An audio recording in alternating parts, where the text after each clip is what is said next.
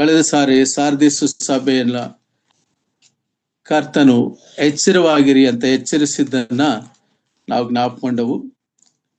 ಸತ್ತವನಾಗಿದ್ದೆ ಎಂಬುದಾಗಿ ಹೇಳಿದರು, ನೀನು ಸತ್ತವನು ಎಂಬುದಾಗಿ ಹೇಳಿದರು, ಮತ್ತು ತಕ್ಷಣ ಎಚ್ಚರವಾಗಿರು, ಸಾಯುವ ಹಾಗಿದ್ದ ಉಳಿದವುಗಳನ್ನು ದೃಢಪಡಿಸು ಎಂಬುದಾಗಿ ಎಚ್ಚರಿಸಿರುವಂತ ಕರ್ತನಾದ ಯೇಸು ಕ್ರಿಸ್ತನ ಆ ಅಂತಃಕರಣವನ್ನ, ಆ ಹೃದಯ ಸೌಶೀಲ್ಯವನ್ನ, ಆತನ ಕರುಣಾ ಸ್ವಭಾವವನ್ನ, ಕನಿಕರವನ್ನ ನಾವು ನೆನಪು ಮಾಡಿಕೊಂಡೆವು ಪ್ರಿಯರೇ.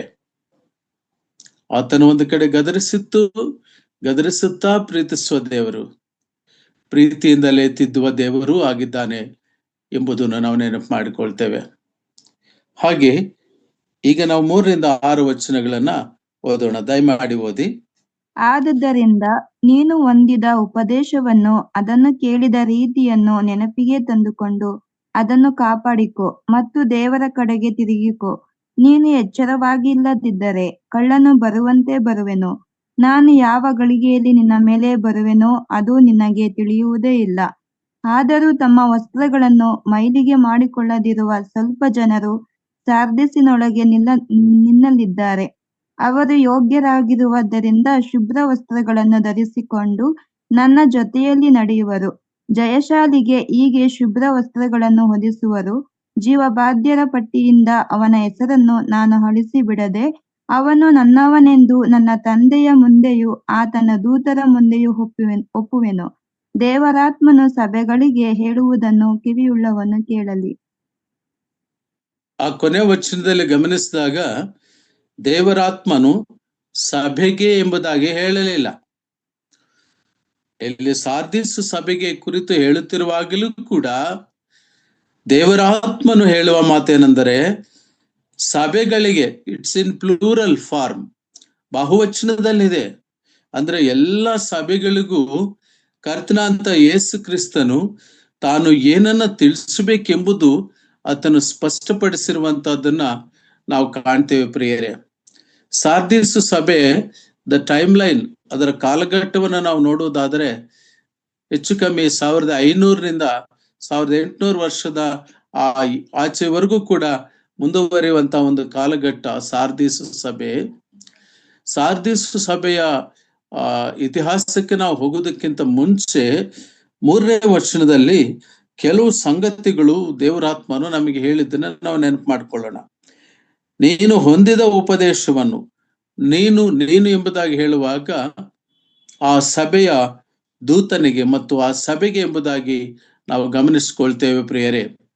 ಅದನ್ನ ನಾವು ಗಮನಿಸುವಾಗ 2ನೇ ತಿಮೋಥಿ 2ನೇ ಅಧ್ಯಾಯ 2-5 ವಚನಗಳನ್ನ ನಾವು ಸ್ವಲ್ಪ ತಿಳಿದುಕೊಂಡ್ರೆ ನಮಗೆ ಅಲ್ಲಿ ಪೌಲನು ತಿಮೋಥನಿಗೆ ನಿನಗೆ ನೀಡಲ್ಪಟ್ಟ ಉಪದೇಶವನ್ನ ನೀನು ಹೇಗೆ ಮುಂದುವರಿಸು ಎಂಬುದಾಗಿರುವಂತ ಒಂದು ಸಂಗತಿಯನ್ನ ಆ ವಾಕ್ಯದಲ್ಲಿ ಕೆಲವು ಮಾತುಗಳನ್ನ ನಾವು ಕಾಣ್ತೇವೆ. ದಯಮಾಡಿ ಓದಿ ಸಿಸ್ಟರ್. ಇದಲ್ಲದೆ ಯಾವನಾದರೂ ರಂಗಸ್ಥಳದಲ್ಲಿ ಎದುರಾಳಿಯನೊಡನೆ ಹೋರಾಡುವಾಗ ನಿಯಮದ ಪ್ರಕಾರ ಹೋರಾಡದಿದ್ದರೆ ಅವನಿಗೆ ಜಯಮಾಲೆಯು ದೊರಕುವುದಿಲ್ಲ. ವ್ಯವಸಾಯದ ಹುಟ್ಟಿಯಲ್ಲಿ ಮೊದಲನೆಯ ಪಾಲು ಕಷ್ಟ ಮಾಡಿದವನಿಗೆ ದೊರೆಯುತ್ತದೆ. ನಾನು ಹೇಳುವುದನ್ನು ಯೋಚಿಸು. ಕರ್ತನು ಎಲ್ಲದರಲ್ಲೂ ನಿನಗೆ ವಿವೇಕವನ್ನು ದಯಪಾಲಿಸುವನು. ಸತ್ತವರೊಳಗಿಂದ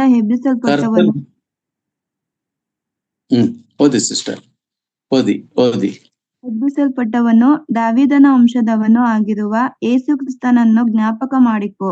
ಇದೇ ನಾನು ಸಾರುವ ಸುವಾರ್ತೆ. ಕರ್ತನ ಅಂತ ಯೇಸು ಕ್ರಿಸ್ತನನ್ನ ಕುರಿತು ಇದನ್ನ ನೀನು ನೆನಪು ಮಾಡಿಕೋ, ಈ ಮಾತುಗಳನ್ನ ನೀನು ಜ್ಞಾಪಕ ಮಾಡಿಕೋ ಎಂಬುದಾಗಿ ಹೇಳುವಂಥದ್ದನ್ನ ನಾವು ಕಾಣ್ತೇವೆ.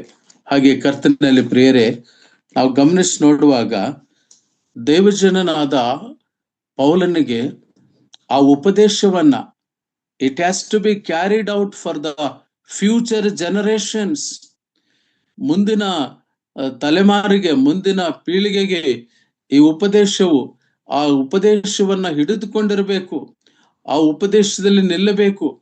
ಕರ್ತನಾದ ಯೇಸು ಕ್ರಿಸ್ತನು ನಮ್ಮ ಪಾಪಗಳ ಸಲುವಾಗಿ ಆತನು ಕಲ್ವಾರಿ ಕ್ರೂಸಿನಲ್ಲಿ ಮರಣ ಹೊಂದಿ ಹೂಣಲ್ಪಟ್ಟು 3ನೇ ದಿನ ಮೃತ್ಯುಂಜಯನಾಗಿ ಪುನರುತ್ಥಾನವನ್ನು ಹೊಂದಿರುವಂತ ಕರ್ತನಾದ ಯೇಸು ಕ್ರಿಸ್ತನು ಆತನ ಸುವಾರ್ತೆಯನ್ನ, ಆತನ ಹಿತೋಪದೇಶವನ್ನ, ಆತನ ಸ್ವಸ್ಥ ಬೋಧನೆಯನ್ನ ನಾವು ನೆನಪು ಮಾಡಿಕೊಳ್ಳುತ್ತಾ ಇರಬೇಕು, ಅದನ್ನು ಹಿಡಿದುಕೊಳ್ಳುತ್ತಾ ಇರಬೇಕೆಂಬುದಾಗಿ ನಾವು ಗಮನಿಸ್ತೇವೆ ಪ್ರಿಯರೇ.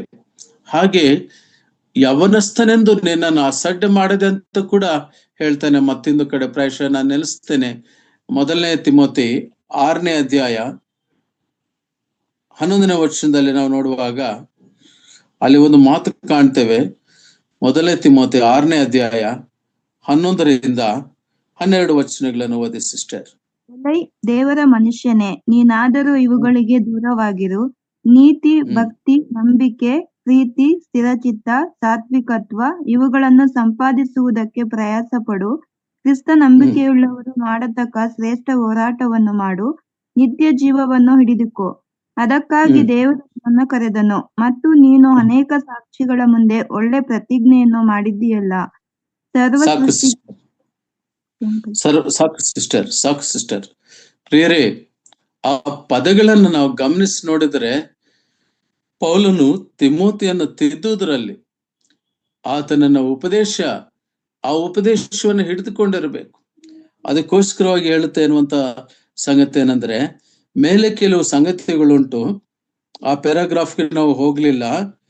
ಕೆಲವರು ಐಶ್ವರ್ಯವಂತರಾಗಬೇಕೆಂದು ಮನಸ್ಸು ಮಾಡಿಕೊಂಡು ದುಷ್ಪ್ರೇರಣೆಗಳಿಗೆ ಉರುಳಿನಲ್ಲಿ ಸಿಕ್ಕಿಕೊಂಡು ಬುದ್ಧಿ ವಿರುದ್ಧವಾಗಿಯೂ ಹಾನಿಕರವಾಗಿ ಇರುವ ಅನೇಕ ಆಶೆಗಳಲ್ಲಿ ಬೀಳುತ್ತಾರೆ. ಈಗಿನ ಲೋಕ ಆಶಾಪಾಶಗಳ ಲೋಕ, ಮನುಷ್ಯನನ್ನ ಭ್ರಮಪಡಿಸುವ ಲೋಕ. ಸಾರ್ದಿಸ್ ಸಭೆ ಇದೇ ರೀತಿಯ ಮನೋಭಾವದ ಕಾಲಘಟ್ಟದಲ್ಲಿತ್ತು ಪ್ರಿಯರೇ, ಜಾರು ಹೋಗುವಂಥದ್ದಿತ್ತು. ಥುಯತೈರ ಸಭೆ, that was the threshold for the apostasy that has to take place in the church of Sardis. ಮೃತ ಸಭೆ, ಸತ್ತ ಸಭೆ ಅಥವಾ ನಿದ್ರಿಸುವ ಸಭೆ ಆಗಲಿಕ್ಕೆ ಆಗುವಂತ ಹೊಸ್ತಿಲು ದಾಟಿ ಅದು ಹೋಗುತ್ತಾ ಏನಾಗ್ತಾ ಇದೆ ಅಂದ್ರೆ ಬರ್ತಾ ಈ ಪ್ರಯಾರಿಟೀಸ್, ಪ್ರೆಫರೆನ್ಸಸ್ ಶಿಫ್ಟ್ ಆದವು, ಗುರಿ ತಪ್ಪಿ ಹೋಯಿತು. ಅದರಿಂದಲೇ ದೇವರಾತ್ಮನ ಹೇಳ್ತಾನೆ, ನಿನ್ನ ಉಪದೇಶವನ್ನ ನೀನು ಹಿಡಿದುಕೊಂಡಿರಬೇಕು. ಯಾಕೆಂಬುದಾಗಿ ಹೇಳುವಾಗ ದೇವರ ವಾಕ್ಯದಲ್ಲಿ ನಾವು ನೋಡ್ತೇವೆ 3ನೇ ವಚನದಲ್ಲಿ, ನೀನು ಹೊಂದಿರುವ ಉಪದೇಶವನ್ನು, ಅದನ್ನು ಕೇಳಿದ ರೀತಿಯನ್ನು ನೆನಪಿಗೆ ತಂದುಕೊಂಡು ಅದನ್ನು ಕಾಪಾಡಿಕೊ. ತಿಮೋತಿಗೆ ಹೇಳ್ತಾ, ಯವನಸ್ಥನೇ ನೀನು ಸ್ಥಿರಚಿತ್ತನಾಗಿರು, ತಿಮೋತಿನೇ ನೀನು ಧೈರ್ಯವಾಗಿರು, ನೀನು ಯೌವನ ಕಾಲ ಅಂತ ನಿನ್ನನ್ನು ಯಾರು ಅಸಡ್ಡೆ ಮಾಡಬಾರದು. ಕೆಲವರಾದರೂ ತಮ್ಮನ್ನು ತಾವು ತಿವಿದುಕೊಂಡಿದ್ದಾರೆ ಆಶಾಪಾಶಗಳಿಂದ. ಸ್ಥಿರಚಿತ್ತವಾದಂತಹ ಸ್ಥಿತಿ ಇಲ್ಲದ ಹಾಗೆ ಚಂಚಲ ಮನೋಭಾವ ಬರುವಂತ ಸ್ಥಿತಿನಲ್ಲಿ ಜನರೆಲ್ಲರೂ ಕೂಡ ಮಾರು ಹೋಗುವಂತವರಾಗಿದ್ದಾರೆ. ಅದಕ್ಕೆ ಸಂಸ್ಕೃತದಲ್ಲಿ ಒಂದು ಮಾತು ಹೇಳ್ತಾರೆ, ಹಣ ಮೂಲಂ ಮಿದಂ ಜಗತ್. ಅಂದ್ರೆ everything comes towards money. Money is the evil for all things. ಎಲ್ಲದಕ್ಕೂ ಈ ಹಣ, ಮನಿ ಮೇಕ್ಸ್ ಮೆನಿ ಥಿಂಗ್ಸ್ ಅಂತ ಹೇಳ್ತಾರೆ. ಸಿಟ್ಟು ಬಂದು ಒಬ್ಬ ಇಂಗ್ಲಿಷ್ ರೈಟರು ಮನಿ ಮೇಕ್ಸ್ ಮಂಕಿ ಥಿಂಗ್ಸ್ ಆಲ್ಸೋ ಅಂತ ಹೇಳ್ಬಿಟ್ಟ. ಪ್ರಾಯಶಃ ಅದು ಕೂಡ ಆಗ್ತಾ ಇದೆ ಈ ಕಾಲಘಟ್ಟದಲ್ಲಿರುವುದರಿಂದ. ಸಾರ್ದೀಸು ಸಭೆಗೆ ಕರ್ತನಾದ ಯೇಸು ಕ್ರಿಸ್ತನು ನಿನಗೆ ನೀಡಲ್ಪಟ್ಟ ಉಪದೇಶ ಎಂಥದ್ದು? ಸ್ಥಿರಚಿತ್ತತೆಯಿಂದಿರಬೇಕು, ಧೈರ್ಯದಿಂದಿರಬೇಕು, ಲೌಕ್ಯದಿಂದ ಪ್ರತ್ಯೇಕಿಸಲ್ಪಟ್ಟಿರಬೇಕು. ನಮ್ಮ ಹೃದಯದಲ್ಲಿ ನೆಲೆಗೊಂಡಿರುವ ಪವಿತ್ರಾತ್ಮನಿಗೆ ನಮ್ಮ ದೇಹವು ಗರ್ಭಗುಡಿ ಆಗಿದೆ. It is the temple of god. ದೇವರ ಆಲಯವು ನೀವೇ ಆಗಿದ್ದೀರಿ. ಈ ಬೋಧನೆಯನ್ನ ನೀನು ಹಿಡಿದುಕೊಂಡಿರಬೇಕಾಗಿರುವಂತ ದಿನಗಳಿವೆ. ಯಾಕೆಂಬುದಾಗಿ ಹೇಳುವಾಗ ಆ ಸಾರ್ದೀಸು ಸಭೆ ಜಾರಿ ಹೋಗುವಂತದ್ದಾಗಿತ್ತು. ಹಾಗಿರುವಂತ ಒಂದು ಸಂದರ್ಭದಲ್ಲಿ ನಾವು ಮುಂದಕ್ಕೆ ಹೋಗುವಾಗ ಒಂದು ದೃಷ್ಟಾಂತವನ್ನು ಕೊಡ್ತಾನೆ. ಈ ರೀತಿಯಾದರೂ ಕೂಡ ಎಚ್ಚರವಾಗಿರಿ. ಪ್ರಿಯರೇ, ಪ್ರಕಟಣೆ ಗ್ರಂಥ ಧ್ಯಾನ ಮಾಡುವಾಗ ಒಂದ್ಸರಿ ನಮ್ಮೆಲ್ಲರಿಗೂ ಕೂಡ ಒಂದು ರೀತಿ ಭಯ ಹುಟ್ಟುವ ಹಾಗೆ ಅನ್ಸುತ್ತೆ. ಕರ್ತನು ಬರ್ತಾನೆ, ನಾವು ಸಿದ್ಧವಾಗಿದ್ದೀವ, ಕರ್ತನು ನಾಳೆ ಬಂದ್ರೆ ಹೇಗೆ? ಈ ಕಲ್ಪನೆಯಲ್ಲಿನೇ ಆದಿ ಅಪೊಸ್ತಲರು ಕೂಡ ತಮ್ಮ ಜೀವಿತವನ್ನು ಸಾಗಿಸ್ತಾ ಇದ್ರು. ಆ ಜಾಗೃತಿಯಿಂದ ಬದುಕ್ತಾ ಇದ್ರು. ಎನಿ ಟೈಮ್ ಹಿ ಮೇ ಕಮ್. ಕರ್ತನಲ್ಲಿ ಪ್ರಿಯರೇ, ಆ ಒಂದು ಚಿಂತನೆಯಲ್ಲಿ ಆ ಕಾಲ ಅದು ಹಾಗಿತ್ತು. ಈಗ ಆ ಒಂದು ವಿಷಯಗಳ ಬಗ್ಗೆ ನೆನಪೇ ಇಲ್ಲದ ಹಾಗೆ ನಮ್ಮ ಜೀವನ ಶೈಲಿ, ನಮ್ಮ ಮೆಟೀರಿಯಲಿಸ್ಟಿಕ್ ವರ್ಲ್ಡ್ ನಮ್ಮನ್ನ ಕ್ಯಾಪ್ಚರ್ ಮಾಡಿದೆ. ಪ್ರಾಯಶಃ ನಾನು ಒಂದು ಘಟನೆ ನೆನಪು ಮಾಡ್ಕೊಳ್ತೇನೆ. When I was studying PUC, ಅದನ್ನಾಗ ಇಂಟರ್ಮೀಡಿಯೇಟ್ ಕೋರ್ಸ್ ಅಂತ ಹೇಳೋರು. ನಾನು ಸೀನಿಯರ್ ಇಂಟರ್ಮೀಡಿಯೇಟ್ ಸ್ಟಡಿ ಮಾಡುವಾಗ ಸಮ್ವೇರ್ ಅರೌಂಡ್ 1976 ಆರ್ 77 ಕಾಲಘಟ್ಟದಲ್ಲಿ ಅಂತ ಕಾಣಿಸುತ್ತೆ. ಆಗ ಆಕಾಶದಲ್ಲಿ, ಅಂತರಿಕ್ಷದಲ್ಲಿ, ಸ್ಪೇಸ್ ಅಲ್ಲಿ ಅಮೆರಿಕ ದೇಶದವರು ಬಿಟ್ಟಿರುವಂತಹ ಸ್ಪೇಸ್ ಶಟಲ್ ಒಂದು ಭೂಮಿಗೆ ಬೀಳ್ತದೆ. ಆ ಭೂಮಿಗೆ ಬೀಳುವಾಗ ಅದು ಭಾರತ ದೇಶಕ್ಕೆ ಬೀಳ್ತದೆ, ಆ ಭಾರತ ದೇಶ ಮೇಲೇನೆ ಬರ್ತದೆ ಅಂತ ಒಂದು ರೇಡಿಯೋ ನ್ಯೂಸ್ ಬಂದಿತ್ತು. ಆ ರೇಡಿಯೋ ನ್ಯೂಸ್ ಆಧಾರ ಮಾಡಿಕೊಂಡು ಜನ ಎಲ್ಲ ಅಲರ್ಟ್ ಆಗಿರೋರು. ಆ ಕಾಲದಲ್ಲಿ ಯಾವಾಗ ಕರ್ತನಾದ ಯೇಸು ಕ್ರಿಸ್ತ ನಂಬಿರ್ಲಿಲ್ಲ. ನಾನಾಗ ಅನ್ಯಧರ್ಮೀಯನಾಗಿ ನಿಷ್ಠೆಯಿಂದ ಭಕ್ತಿಯಿಂದಲೇ ನಡೆದುಕೊಳ್ಳುವನಾಗಿದ್ದೆ. ರೇಡಿಯೋ ಕೇಳಿಕೊಂಡು ಎಲ್ಲರೂ ಹೇಗ್ ಮಾಡೋರಂದ್ರೆ, ಎಲ್ಲ ಇನ್ನೇನು ಇವತ್ತು ರಾತ್ರಿ ಆ ಸ್ಕೈ ಲ್ಯಾಬ್ ಅನ್ನೋದು ನಮ್ಮ ಮೇಲೆ ಬೀಳುತ್ತೆ, ನಾವು ಸತ್ತೋಗ್ಬಿಡ್ತೀವಿ ಅಂತ ಲೋಕದ ಜನರೆಲ್ಲರೂ ಕೂಡ ಅಳಿಯಂದ್ರನ್ನ, ಫ್ರೆಂಡ್ಸನ್ನ, ಅವರವರ ರಿಲೇಟಿವ್ಸ್ನ ಎಲ್ಲರೂ ಕರೆಸ್ಕೊಂಡು ಒಬ್ಬಟ್ಟುಗಳು ಮಾಡಿಕೊಂಡು ಸ್ವೀಟ್ ಮಾಡಿಕೊಂಡು ತಿಂದು ಅವರೆಲ್ಲ ರಾತ್ರಿ ಆ ಭಯದಲ್ಲೇ ಮಲ್ಕೊಂಡಿದ್ರು. ಅಲ್ಲಿ ಒಬ್ರು ಯಾರೋ ಒಂದು ವಾಡೆ ಮೇಲೆ ಒಂದು ಮಂಕರಿಯಲ್ಲಿ ಈ ರೇಡಿಯೋ, ಹಳೆ ರೇಡಿಯೋ ಅಲ್ಲಿನ ಕನೆಕ್ಟ್ ಮಾಡಿ ಹಾಗೆ ಇಟ್ಬಿಟ್ಟಿದ್ದಾರೆ. ಪವರ್ ಇರ್ಲಿಲ್ಲ ಅವಾಗ. ಮಧ್ಯರಾತ್ರಿ 1 ಗಂಟೆ 1:15 ಸಮಯದಲ್ಲಿ ಕರೆಂಟ್ ಬಂತು. ಅದು ಗುರ್ರ ಅಂತ ಸ್ಟಾರ್ಟ್ ಆಗಿದೆ. ಎಲ್ಲರೂ ತಪ್ಕೊಂಡು ಅಳ್ತಾ ಇದ್ರು ಅಂತೆ ಆ ಮನೆಯಲ್ಲಿ. ಅಯ್ಯೋ ಬರ್ತಾ ಇದೆ, ಸ್ಕೈಲಾಬ್ ಬರ್ತಾ ಇದೆ, ಬಿತ್ತು, ನಮ್ಮ ಮೇಲೆ ಬಿತ್ತು, ನಾವು ಹೋಗ್ತೀವಿ, ನಾವು ನಾಶವಾಗ್ತೀವಿ ಅಂತ. ಆದ್ರೆ ತೀರಾ ಒಬ್ಬನಿಗೆ ಧೈರ್ಯ ಬಂದು, ಎಷ್ಟೊತ್ತಾದ್ರೂ ಗುರ್ರಂತ ಶಬ್ದಲೇ ಇದೆ, ಆದ್ರೆ ಸ್ಕೈಲಾಬ್ ಬೀಳಲೇ ಇಲ್ಲ ಅಂತ ನೋಡಿದ್ರೆ ಅಲ್ಲಿ ಒಂದು ಕೆಂಪು ಲೈಟ್ ಉರಿತಾ ಇತ್ತು. ರೇಡಿಯೋ ಆನ್ ಆಗಿತ್ತು. ಆಫ್ ಮಾಡಿದ್ರು. ಬೆಳಗಿನ ಜಾವ ನ್ಯೂಸ್ ಪೇಪರ್ ಅಲ್ಲಿ, ಬೆಳಗಿನ ಜಾವ ರೇಡಿಯೋ ನ್ಯೂಸ್ ನಲ್ಲಿ ಬಂದದ್ದೇನಂದ್ರೆ, ಅಮೆರಿಕ ದೇಶದ ಸೈಂಟಿಸ್ಟ್ ಅದೇನೋ ನೈಟ್ರಸ್ ಸಲ್ಫೈಡ್ ಒಂದು ಕಂಟೆಂಟ್ಸ್ ಅನ್ನ ಅದು ಲೆಸನ್ ಮಾಡಿ ಅದನ್ನ ಅಟ್ಲಾಂಟಿಕ್ ಮಹಾಸಮುದ್ರದಲ್ಲಿ ಬೀಳೋ ಹಾಗೆ ಮಾಡಿದ್ರಂತೆ. ಇದು ಕಟ್ಟುಕತೆ ಇಲ್ಲ, ಚರಿತ್ರಾತ್ಮಕವಾಗಿ ನಡೆದಿರೋ ಘಟನೆ ಹೇಳ್ತಾ ಇದ್ದೀನಿ. ಅಂದ್ರೆ ಜನರಿಗೆ ಆ ಕಾಲಘಟ್ಟದಲ್ಲಿ ಆ ಆತಂಕ ಇರ್ತಿತ್ತು. ಈಗಿನ ಆ ತವಕ ಏನಾದ್ರೂ ನಮಗೆ ಸಂಭವಿಸುತ್ತೆ, ನಾವೀಗ ಕರ್ತನಾದ ಯೇಸು ಕ್ರಿಸ್ತನನ್ನ ನಂಬಿಕೊಂಡಿರೋರ ಆತನಿಗೆ ಸಿದ್ಧರಾಗ್ತೇವೆ. ಇದು ಇಲ್ಲದ ಹಾಗೆ ಆಗೋಯ್ತು. ದಯಮಾಡಿ ಬನ್ನಿ, ನಾನು ವಾಕ್ಯಕ್ಕೆ ಹೋಗ್ತಾ ಇದ್ದೇನೆ. ಇಲ್ಲಿ ನಾವು ಮುಂದಕ್ಕೆ ಗಮನಿಸಿ ನೋಡುವಾಗ ಇಲ್ಲಿ ಏನ್ ಸಂಭವಿಸ್ತದೆ ಅಂದ್ರೆ, ಪ್ರಕಟಣೆ ಅಂತ 3:14 ವಚನ ಮಧ್ಯಭಾಗದಿಂದ ನಾನು ಓದ್ತೇನೆ. ನೀನು ಎಚ್ಚರವಾಗಿ ಇಲ್ಲದಿದ್ದರೆ ಕಳ್ಳನು ಬರುವಂತೆ ಬರುವೆನು, ನಾನು ಯಾವ ಗಳಿಗೆಯಲ್ಲಿ ನಿನ್ನ ಮೇಲೆ ಬರುವನೋ ಅದು ನಿನಗೆ ತಿಳಿಯುವುದೇ ಇಲ್ಲ. ಪ್ರಿಯರೇ, the Spirit of God has given the specific incident of the coming of Lord Jesus Christ. ಇಷ್ಟನ್ನು ಯಾವ ಸಭೆಗೂ ಹೇಳಿರ್ಲಿಲ್ಲ ಇಲ್ಲಿವರೆಗೂ ನಾವು ಧ್ಯಾನಿಸಿರುವ ಸಭೆಗಳಲ್ಲಿ. ಎಫೆಸ್ ಸಭೆಗೂ ಹೇಳಿರ್ಲಿಲ್ಲ. ಎಫೆಸ್ ಸಭೆಗೆ ಹೇಳಿದ್ರು, ನಾನು ಬಂದು ನಿನ್ನ ದೀಪಸ್ತಂಭವನ್ನು ತೆಗೆದು ಹಾಕ್ತೇನೆ, ಪ್ರೀತಿ ಇಲ್ಲದಿರುವಂತ ಕಾರಣ. ಸ್ಮರಣ ಸಭೆಯಲ್ಲಿ ಎಲ್ಲವೂ ಪ್ಲಸ್ ಪಾಯಿಂಟ್ಸ್, ಒಂದು ಕೂಡ ಮೈನಸ್ ಪಾಯಿಂಟ್ ಇಲ್ಲ, ಒಂದು ಕೂಡ ತಿರಸ್ಕರಿಸುವಂತ ಒಂದು ಸಂಗತಿ ಇಲ್ಲ, ಒಂದು ಕೂಡ ಎಚ್ಚರಿಕೆ ಅವಶ್ಯಕತೆನೇ ಇಲ್ಲದೆ ಇರೋದು. ಪೆರ್ಗಮಕ್ಕೆ ಬಂದಾಗ ಆತನು ಹೇಳಿದೇನೆಂದ್ರೆ, ನೀನು ಜಯ ಹೊಂದಬೇಕು, ನಿನ್ನ ಬಳಿಗೆ ಬಂದು ನನ್ನ ಬಾಯಿಯ ಕತ್ತಿಯಿಂದ ನಿನ್ನ ಮೇಲೆ ಯುದ್ಧ ಮಾಡುವೆನು ಎಂಬುದಾಗಿ ಹೇಳಿದ್ರು. ಪ್ರಿಯರೇ, ಆದರೆ ಸಾರ್ದಿಸ್ ಸಭೆಗೆ ಬಂದಾಗ ನಾನು ಕಳ್ಳನ ಬರುವಂತೆ ಬರ್ತೇನೆ. ನೋಡ್ರಿ, ಮಾರ್ಕನ್ ಬರೆದ ಸುವಾರ್ತೆಯಲ್ಲಿ ಒಂದು ಮಾತಿದೆ, ಓದೋಣ. ಮಾರ್ಕನ್ ಬರೆದ ಸುವಾರ್ತ 13ನೇ ಅಧ್ಯಾಯ 35ರಿಂದ 37 ವಚನಗಳು. ಮಾರ್ಕನ್ ಸುವಾರ್ತ 13ನೇ ಅಧ್ಯಾಯ 35ರಿಂದ 37.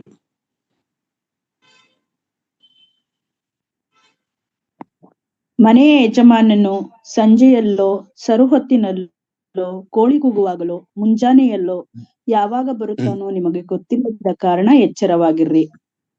ಯಾವ ಸಮಯಗಳನ್ನು ಇಂಡಿಕೇಟ್ ಮಾಡ್ತಾ ಹೇಳಿರುವ ಘಟನೆಯನ್ನ ನಾವು ನೆನಪು ಮಾಡ್ಕೊಳ್ತೇವೆ. ಇಲ್ಲಿ 4 ಸಮಯಗಳನ್ನ ನಾವು ನೋಡ್ತೇವೆ. ಸಂಜೆ ಹೊತ್ತು, ಜೀವನದ ಸಂಜೆ ಕಾಲ. ಕೆಲವರು ಇಂಟರ್ಪ್ರಿಟೇಷನ್ ಹೇಗಿರ್ತದಂದ್ರೆ, ದಾವೀದನು ಸಂಜೆ ವೇಳೆಯಲ್ಲಿ ಆ ಮಾಳಿಗೆಯಲ್ಲಿ ಓಡಾಡ್ತಿದ್ದನು. ಯುದ್ಧಕ್ಕೆ ಹೋಗಬೇಕಾಗಿರುವನು ಅಲ್ಲಿ ಓಡಾಡ್ತಿರುವುದರಿಂದ ಅವನು ಎಚ್ಚರ ತಪ್ಪಿದನು.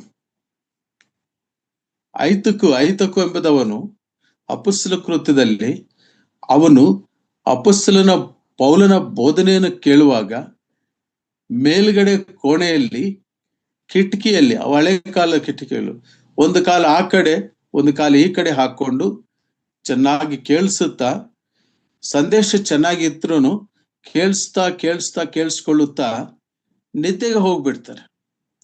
ಅವನ ನಿದ್ದೆಗೆ ಹೋಗಿ ಕೆಳಗೆ ಬಿದ್ದನು.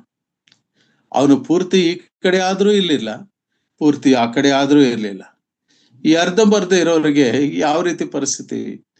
ಆಗ ಪೌಲನು ಅವನಿಗೋಸ್ಕರವಾಗಿ ಪ್ರಾರ್ಥನೆ ಮಾಡ್ಬೇಕಾಗ್ತದೆ. ಅದು ಸರಿ ಹೊತ್ತಿನಲ್ಲಿ ನಡೆಯುವ ಘಟನೆ. ಸರಿ ಹೊತ್ತಿನಲ್ಲಿ ಹಾಗಾಗುತ್ತದೆ. ಅವನು ಎಚ್ಚರ ಇರಬೇಕಾಗಿತ್ತು, ಎಚ್ಚರ ತಪ್ಪಿದ. ಸರಿ ಹೊತ್ತಿನಲ್ಲಿ ಎಚ್ಚರ ಇರಬೇಕು, ಸಂಜೆಯಲ್ಲಿ ಎಚ್ಚರ ಇರಬೇಕು, ಮುಂಜಾನೆಯಲ್ಲಿ ಎಚ್ಚರ ಇರಬೇಕು. ಕೋಳಿ ಕೂಗಿತು ಮುಂಜಾನೆ ಪೇತ್ರನಿಗೆ. ಕೋಳಿ ಕೂಗಿದಾಗ ಯೇಸು ಸ್ವಾಮಿ ಹೇಳಿರುವ ಮಾತು ಈತನಿಗೆ ನೆನಪು ಬಂತು. ಸಮಯಗಳಲ್ಲಿ ಎಚ್ಚರ. Dear brothers and sisters, the word of God speaks to us. ನಾವ್ಯಾಕೆ ದೇವರ ವಾಕ್ಯ ಒಂದಲ್ಲ ಒಂದು ರೀತಿನಲ್ಲಿ, ಒಂದಲ್ಲ ಒಂದು ಸಂದರ್ಭದಲ್ಲಿ ಧ್ಯಾನಿಸಬೇಕೆಂಬುದಾಗಿ ಹೇಳುವಾಗ ಅದರ ಮೂಲಕ ಎಷ್ಟೋ ಆಶೀರ್ವಾದಗಳಿರ್ತವೆ. ಪ್ರಾಯಶಃ ಈ ಸಂದೇಶದ ಅಂತ್ಯದಲ್ಲಿ ಈ ಜೂಮ್ ಆ್ಯಪ್ನ ಮೂಲಕವಾಗಿ ಕನೆಕ್ಟ್ ಆಗಿರುವ ಒಬ್ಬ ಸಹೋದರನಿಂದ ದೇವರು ಎಷ್ಟು ಒಳ್ಳೆಯ ಕಾರ್ಯ ಮಾಡಿದ್ದಾರೆ ಎಂಬುದನ್ನು ನಿಮ್ಮೊಂದಿಗೆ ಹಂಚಿಕೊಳ್ತೇನೆ. ನೀವು ಅದಕ್ಕಾಗಿ ಪ್ರಾರ್ಥನೆ ಮಾಡಬೇಕು, ದೇವರ ಚಿತ್ತವಾದರೆ. ಕರ್ತನಲ್ಲಿ ಪ್ರಿಯರೇ, ಈ ಸಂಗತಿ ದಾಟಿ ಹೋಗುವಂತಹದ್ದು. ಆತ್ಮೀಯ ಸ್ಥಿತಿ ಉಗುರು ಬೆಚ್ಚನ ಸ್ಥಿತಿಗೆ ಹೋಗುವಂತಹದ್ದು. ಬೆಚ್ಚಗಾದರೂ ಬಿಸಿಯಾಗಿ ಆದರೂ ತಣ್ಣಗಾದರೂ ಇಲ್ಲದೆ ಇರುವಂತ ಆ ಸ್ಥಿತಿಗೆ ಜಾರುವಂತದಕ್ಕೆ ಹತ್ತಿರ ಹೋಗ್ತಾ ಇದೆ ಸಭೆ. ಕರ್ತನಲ್ಲಿ ಪ್ರಿಯರೇ, ಅದಕ್ಕೆ ಪೌಲನು ಹೇಳ್ತಾನೆ, ಗಲಾತಿದವ್ರಿಗೆ ಬರುತ್ತಾ 3ನೇ ಅಧ್ಯಾಯ 1ರಿಂದ 5 ವಚನಗಳು. ಎಲೆ ಬುದ್ಧಿ ಇಲ್ಲದ ಗಲಾತಿಯರೇ, ನೀವು ಓದಿ ಸಿಸ್ಟರ್. ಗಲಾತಿ 3:1ರಿಂದ 5. ಎಲೈ ಬುದ್ಧಿ ಇಲ್ಲದ ಗಲಾತ್ಯದವರೇ, ಯಾರು ನಿಮ್ಮನ್ನು ಮರಳುಗೊಳಿಸಿದರು? ಯೇಸು ಕ್ರಿಸ್ತನು ಶಿಲುಬೆಗೆ ಹಾಕಿಸಿಕೊಂಡವನಾಗಿ ನಿಮ್ಮ ಕಣ್ಣೆದುರಿನಲ್ಲಿ ವರ್ಣಿಸಲ್ಪಟ್ಟವನಲ್ಲವೇ? ಒಂದು ಸಂಗತಿಯನ್ನು ಮಾತ್ರ ನಿಮ್ಮಿಂದ ತಿಳುಕೊಳ್ಳಬೇಕೆಂದಿದ್ದೇನೆ. ನೀವು ದೇವರಾತ್ಮನನ್ನು ಹೊಂದಿದ್ದು ನೇಮ ನಿಷ್ಠೆಗಳನ್ನು ಅನುಸರಿಸಿದ್ದರಿಂದಲೋ ಕೇಳಿ ನಂಬಿದ್ದರಿಂದಲೋ ಇಷ್ಟ ಬುದ್ಧಿ ಇಲ್ಲದವರಾಗಿದ್ದೀರಾ. ಅಂಕಲ್ ಓದ್ಬೇಕಾ? ಸಾಕು. ಇಲ್ಲಿ ಪರುಷವಾದ ಬಹಳ ಸ್ಟ್ರಾಂಗ್ ವರ್ಡ್ಸ್, ಹಾರ್ಶ್ ವರ್ಡ್ಸ್, ಅತ್ಯಂತ ಕಠಿಣವಾದ ಮಾತುಗಳಿಂದ ಯಾಕೆ ಹೇಳ್ತಿದ್ದಾನಂದ್ರೆ, ಆತ್ಮೀಕವಾಗಿ ಪ್ರಾರಂಭ ಮಾಡಿ ನೇಮನಿಷ್ಠಗಳಿಗೆ, ಯಾವುದೋ ಬೇರೆಯ ರೀತಿಯ ಬೋಧನೆಗೆ ಅವರು ಮಾರು ಹೋಗುತ್ತಿರುವಾಗ, ಸುನ್ನತಿ ವಿಷಯಕ್ಕೆ ಅವರು ಮಾರು ಹೋಗುತ್ತಿರುವಾಗ ಎಚ್ಚರಿಸಿರುವಂತದ್ದು. ಕರ್ತನಲ್ಲಿ ಪ್ರಿಯರೇ, just shall live by faith. ನನ್ನವನಾದ ನೀತಿವಂತನು ನಂಬಿಕೆಯಿಂದಲೇ ಬದುಕುವನು. Justification, just shall live by faith. ನಂತರ sanctification, sanctified life, holy life. ಇವು ಎಲ್ಲ ನಮಗೆ ನೀಡಲ್ಪಟ್ಟಂತ ಹಿತೋಪದೇಶಗಳು. ಇವುಗಳಿಂದ ಸಾರ್ದಿಸ್ ಸಭೆ ಹಿಂಜಾರಿ ಹೋಗ್ತಿತ್ತು. ಕರ್ತನಲ್ಲಿ ಪ್ರಿಯರೇ, ಥಿಯೋಡಾರ್ ಎಪ್ ಅಂತ ಒಬ್ಬ ಅಮೆರಿಕನ್ ರೈಟರ್, ಥಿಯೋಡಾರ್ ಎಪ್ ಅನ್ನೋರು ಅವರ ಒಂದು ಬರಹಗಳಲ್ಲಿ ಬಹಳ ಚೆನ್ನಾಗಿ ಅವರು ಮೆನ್ಷನ್ ಮಾಡಿ ಹೇಳ್ತಾರೆ, ಸಾರ್ದಿಸ್ ಸಭೆಯ ಕಾಲಘಟ್ಟ it is created a vacuum ಅಂತ. ಅಂದ್ರೆ ಆ ಕಾಲಘಟ್ಟಕ್ಕೆ ಎಷ್ಟು ಚೆನ್ನಾಗಿ ಅವರು ಪಾಸ್ ಆಗಿ ಬಂದರು ರೋಮನ್ ಕೆಥಾಲಿಸಿಸಮ್ ಇಂದ, ರೋಮನ್ ಕ್ಯಾಥಲಿಕ್ ಚರ್ಚ್ ಆ ಹಿಡಿತಗಳಿಂದ, ಮತ್ತು ಮಾರ್ಟಿನ್ ಲೂಥರ್, ಜಿಂಗ್ವಿ, ಕ್ಯಾಲ್ವಿನ್ ಮತ್ತು ಮತೋದ್ಧಾರಕರು ಪ್ರತ್ಯೇಕಿಸಿದ ನಂತರವೂ ಕೂಡ ಆ ಪ್ರತ್ಯೇಕವಾಗಿ ಬಂದಂತಹದ್ದು ಅದು ಯಾವ ರೀತಿ ಕ್ರಿಸ್ತನ ಸತ್ಯದ ಬೋಧನೆಯನ್ನ ತುಂಬಿಸಿಕೊಳ್ಳಬೇಕಾಗಿತ್ತು ಅದು ತುಂಬಿಸಿಕೊಂಡಿರ್ಲಿಲ್ಲ. ಆದ್ರಿಂದ ಅದರ ಒಳಗಡೆ ಇನ್ನೂ ಕೆಲವು ಅಹಿಷ್ಟಕರವಾಗಿರುವಂತಹ, ಕರ್ತನಾದ ಯೇಸು ಕ್ರಿಸ್ತನ ಇಷ್ಟಪಡದಿರುವಂತಹ ಸ್ಪ್ರಿಂಕ್ಲಿಂಗ್ ಬ್ಯಾಪ್ಟಿಸಮ್ ಇರ್ಬೋದು, ನಾಮಿನಲ್ ಕ್ರಿಸ್ಟಿಯಾನಿಟಿ ಅಂತ ಇರ್ಬೋದು, ಅದು ಬಂದಿರುವಂತ ಕಾಲಘಟ್ಟ ಸಾರ್ದೀಸು ಅದಕ್ಕೆ ಪ್ರಾರಂಭ ಕೊಟ್ಟಿತ್ತು. ಕರ್ತನಲ್ಲಿ ಪ್ರಿಯರೇ, ಆ ಇಂಗ್ಲಿಷ್ ಮಾತುಗಳನ್ನ ನಾನು ಓದ್ತೇನೆ. I would like to read this lines and then I will translate to Kannada. Protestant Reformation proceeded towards deterioration because the vacuum left after the Roman Catholicism fails to possess the fullness of truth concerning Lord Jesus Christ. ಕರ್ತನಾದ ಯೇಸು ಕ್ರಿಸ್ತನ ಕುರಿತಾದಂತ ಸತ್ಯದ ಬೋಧನೆಯನ್ನ ತುಂಬಿಸ್ಲಿಕ್ಕೆ ಆಗದಿರುವಂತ ಒಂದು ಏನು ಕೊರತೆ, ಒಂದು vacuum ಅಂತಕ್ಕಂಥದ್ದು create ಆಯ್ತು. Roman ಕ್ಯಾಥಲಿಸಿಸಮ್ ನಲ್ಲಿ ಅವರು ಆಗಿನ ಕಾಲಘಟ್ಟದಲ್ಲಿ ಇರ್ತಕ್ಕಂಥ ಪಾಪ ಮಾಡಿರಿ, ಆದರೆ ಆ ಪಾಪಕ್ಕೆ ನೀವು ಪರಿಹಾರ ಹೊಂದಲಿಕ್ಕೆ ಪಾಪ ಪರಿಹಾರ ಪತ್ರಗಳನ್ನು ತೆಗೆದುಕೊಳ್ಳಿರಿ. ಯಹಲೋಕದಲ್ಲಿ ಒಬ್ಬ ಪೋಪ್, ಆತನಿಗೆ ಅಧಿಕಾರ ಉಂಟು ಎಂಬುದಾಗಿರ್ತಕ್ಕಂಥ ಕೆಲವು ಸಂಗತಿಗಳ ಮೂಲಕ ಮತ ಅದೊಂದು ಮತ ಆಗಿ ಪರಿವರ್ತನೆ ಆದಾಗ, ಕಾನ್ಸ್ಟಂಟೈನ್ ಎಷ್ಟು ಕ್ರೈಸ್ತರಿಗೆ ಒಳ್ಳೆಯದನ್ನು ಮಾಡಿದರೋ, ಆದರೆ ಸೈದ್ಧಾಂತಿಕ ಪರವಾಗಿ ಅಷ್ಟೇ ಕೆಲವು ಸಂಗತಿಗಳು ಕ್ರೀಪಿನಾದವು. ಪ್ರಿಯರೇ, this is the historical fact. ನಾನು ಮುಂದುವರೆದು ಹೋಗ್ತೇನೆ. There was plenty of religious activities but no Christ life. Christ life ಇರಲಿಲ್ಲ. ಧಾರ್ಮಿಕ ಚಟುವಟಿಕೆಗಳು ಬಹಳಷ್ಟು ಇದ್ದವು. This made membership in the church a matter of physical birthright than through the new birth. ಎಷ್ಟು ಚೆನ್ನಾಗಿ ಹೇಳ್ತಾನೆ ಅಂದ್ರೆ, ಫಿಸಿಕಲ್ ಬರ್ತ್ ರೈಟ್ ಎಂಬುದಾಗಿ ಕ್ರಿಸ್ಟಿಯನ್, ನಮ್ಮ ತಂದೆ ರೆವರೆಂಟ್, ನಮ್ಮ ತಂದೆ ಪಾಸ್ಟರ್, ನಾನು ಪಾಸ್ಟರ್, ನಾನು ರಕ್ಷಣೆ ಹೊಂದಬೇಕಾಗಿಲ್ಲ. ಈ ಸೈದ್ಧಾಂತಿಕ ಹಿನ್ನೆಲೆ, ಕ್ರಿಸ್ಟಿಯಾನಿಟಿ ಇಸ್ ಇನ್ಹೆರಿಟೆಡ್ ಅಂತಕ್ಕಂಥದ್ದು, ಈ ಒಂದು ಕಾನ್ಸೆಪ್ಟ್ಗೆ ಮೊಟ್ಟ ಮೊದಲನೇ ಆ ಮೆಟ್ಟಿಲು ಹಾಕಿದ್ದು ಸಾರ್ದಿಸು ಸಭೆ. ಇದನ್ನ ತಮ್ಮ ಒಂದು ಕೃತಿಯಲ್ಲಿ ಅವರು ಹೇಳ್ತಾರೆ, that a child born to Christian parents automatically was a Christian. As the years went by, this filled the church and often the pulpit with unbelievers. ಮಾನಸಾಂತರ ಇಲ್ಲದೆ ಇರೋರು, ರಕ್ಷಣೆ ಹೊಂದದೇ ಇರುವಂತವ್ರು, ಕೇವಲ ಲೋಕ ಸಂಬಂಧವಾದ ವಿಷಯಗಳಲ್ಲಿ ಇದ್ದಂಥವ್ರೇ ಆಗಿದ್ದು. ಆದರೆ ಜಸ್ಟ್ ನೇಮ್ ಸೇಕ್ ಅಂದ್ರೆ ಆ ರೀತಿಯಾಗಿರುವಂತ ಒಂದು ಪಂಕ್ತಿ, ಆ ಲೆಗಾಸಿ, ಅಂದ್ರೆ ಈ ರೋಮನ್ ಕೆಥಾಲಿಸಿಸಮ್ ಹೋದ ನಂತರ ಲೂಥರನಿಸಮ್ ಅಥವಾ ಕ್ಯಾಲ್ವಿನಿಸಮ್ ನಲ್ಲಿ ಕ್ಯಾಲ್ವಿನ್ ಬಹಳ ಒಳ್ಳೆಯ ನ್ಯೂ ಟೆಸ್ಟಿಮೆಂಟಲ್ ಪ್ಯಾಟರ್ನ್ ನಲ್ಲಿ ಪ್ರೊಟೆಸ್ಟೆಂಟಿಸಮ್ ಪ್ರೊಕ್ಲೇಮ್ ಮಾಡುವಾಗ he has written almost some 80 books, 80 ಪುಸ್ತಕಗಳು ಬರೀತಾನೆ. ಆದ್ರೆ ದಟ್ ವಾಸ್ ಒಂದೇ ಒಂದು one or two unscriptural predestination, election, God elect someone ಅಂತಕ್ಕಂತ ಒಂದು ಕೊಡಲಿ ಪೆಟ್ಟು ಅವರು ಹಾಕಿದ್ದು ಯೋಹಾನ್ ಸುವಾರ್ತ 3ನೇ ಅಧ್ಯಾಯ 16ನೇ ವಚನಕ್ಕೆ. God has his own selected lot ಅನ್ನೋ ಹಾಗೆ. ಈ ಕಾರಣದಿಂದ ರಷ್ಯನ್ ಲಿಟರೇಚರ್ ನಲ್ಲಿ ಡಾಸ್ಟೋವೆಸ್ಕಿ, ಅಲೆಕ್ಸಾಂಡರ್ ಪುಷ್ಕಿನ್ ಮತ್ತು great writers like Leo Tolstoy ಅವರು ಮಾರಲ್ ವಿಷನ್ ಕಡೆಗೆ ತೆಗೆದುಕೊಂಡು ಹೋಗ ಕಾರಣ ಆಯ್ತು. ಕರ್ತನಲ್ಲಿ ಪ್ರಿಯರೇ, ಆ ಕತ್ತಲಿನ ಕಾಲ ದಾಟಿ ಹೋಗಿ ದೈವಿಕ ವರ್ತಮಾನಗಳು ಬರುವಂತ ಒಳ್ಳೆಯ ಸಂದರ್ಭದಲ್ಲಿ ಸೈತಾನನು ತನ್ನ ಕಾರ್ಯಗಳನ್ನು ಮಾಡುತ್ತಿರುವಾಗ ಒಂದು ಕಡೆಯಿಂದ ಬಿಡುಗಡೆ ಆದರೂ ಇನ್ನೊಂದು ಕಡೆ ಸಿಕ್ಕಿಕೊಳ್ಳುವ ಹಾಗೆ jumping from pan to fire ಅನ್ನುವ ಸಿಚುಯೇಷನ್ಗೆ ದಾಟಿ ಹೋಗುವಂತ ಸಂದರ್ಭದಲ್ಲಿ ಕರ್ತನಾತ್ಮನು ಸಾರ್ದೀಸು ಸಭೆಗೆ ಆತನು ಬೋಧಿಸುವಂತದ್ದನ್ನು ನಾವು ಕಾಣ್ತೇವೆ.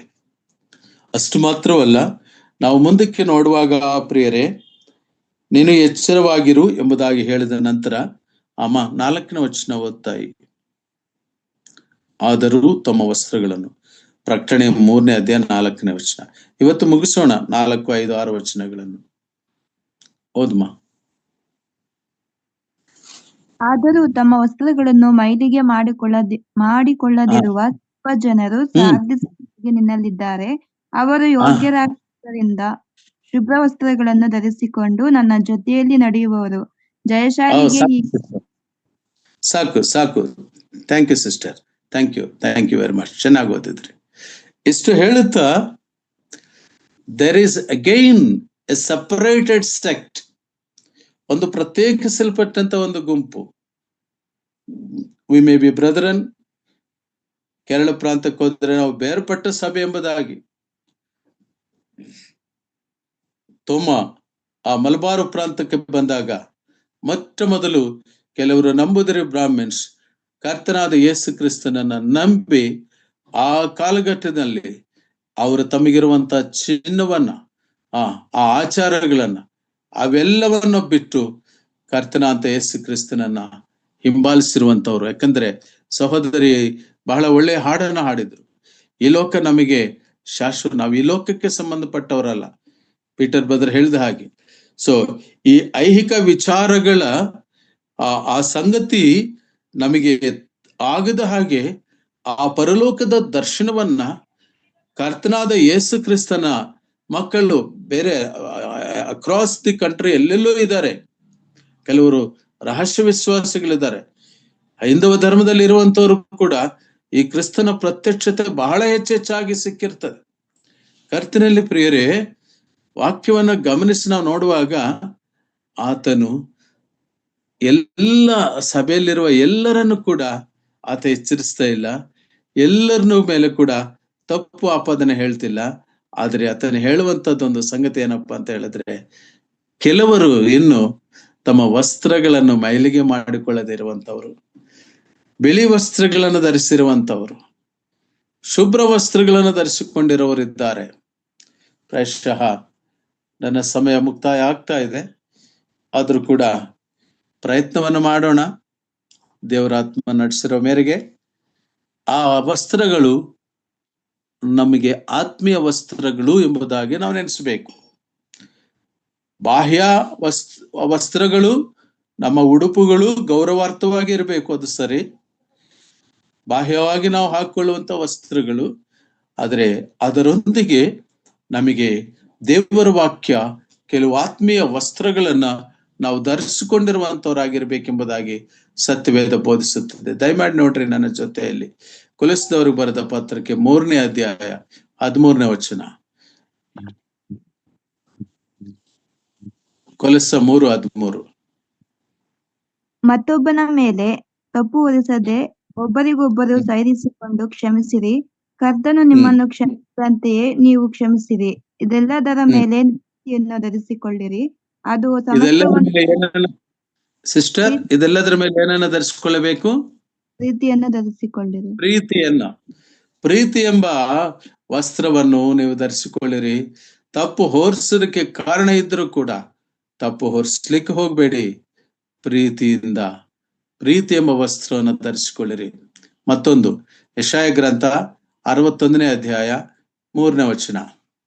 ಯೆಶಾಯನು ಬರೆದ ಪ್ರವಾದನೆ ಗ್ರಂಥ 61 3ನೇ ವಚನ.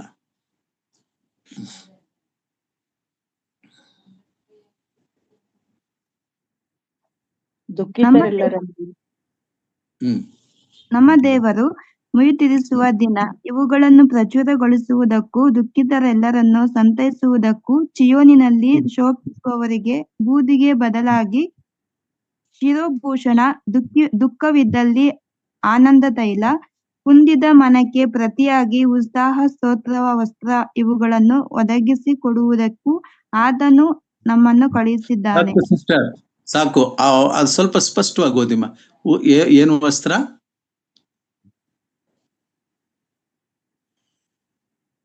ವಸ್ತ್ರ ಅಂತ ಓದಿದ್ರಲ್ಲ, ಅದು ಯಾವ ವಸ್ತ್ರ? ಉಲ್ಲಾಸ ಸ್ತೋತ್ರ ವಸ್ತ್ರ. Yes, correct. ನಾವು ಉಲ್ಲಾಸ ಪಡಬೇಕಾಗಿದೆ.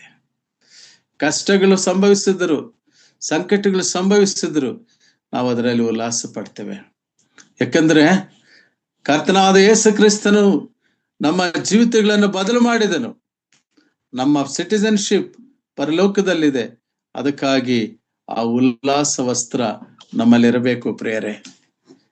ಎಂಥ ಸಂದರ್ಭಗಳು ಬಂದ್ರು, ಕನ್ನಡದಲ್ಲಿ ಒಂದು ಮಾತು ಹೇಳ್ತಾರೆ, ಕೃತಿ ಕೆಟ್ಟರು ಧೃತಿ ಕೆಡಬಾರ್ದು ಅಂತ.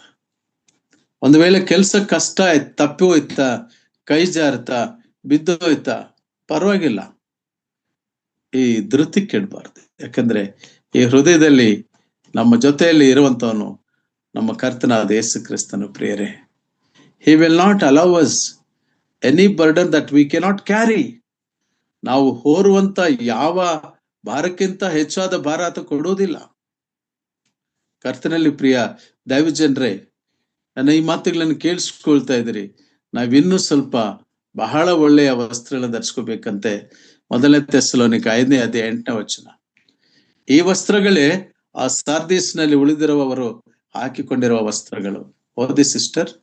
ನಾವಾದರೂ ಅಗಲಿಸಲಾಗಿ ವಿಶ್ವಾಸ ಪ್ರೀತಿಗಳೆಂಬ ವಸ್ತ್ರ ಕವಚವನ್ನು, ರಕ್ಷಣೆಯ ನಿರೀಕ್ಷೆ ಎಂಬ ಶಿರಸ್ತ್ರಾಣವನ್ನು ಧರಿಸಿಕೊಂಡು ಸ್ವಸ್ಥಚಿತ್ತರಾಗಿ, ಯಾಕೆಂದರೆ ದೇವರು ನಮ್ಮನ್ನು ತನ್ನ ಕೋಪಕ್ಕೆ ಗುರಿಯಾಗಬೇಕೆಂದು ನೇಮಿಸದೆ ನಾವು ನಮ್ಮ ಸಾಕು ಸಾಕು. ಯಾವ ಕವಚ?